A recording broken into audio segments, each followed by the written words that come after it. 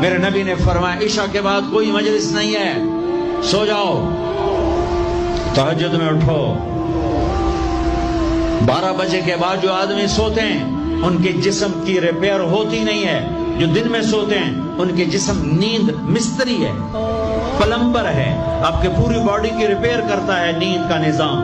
लेकिन जब आप 12 बजे के बाद सोते हैं या फजर के बाद सोते हैं, वो काम ही नहीं करता। वो कहता मेरी छुट्टी मैं नहीं करना। जब आप 10 बजे सो जाते हैं वो पूरा एक्टिव हो जाता है, पूरे जिस्म को चुस्त कर देता है। जब आप सुबह 4 बजे उठो, 5 बजे उठो तो आप ताजा हो गए। रात का जागना, दिन का सोना नहूस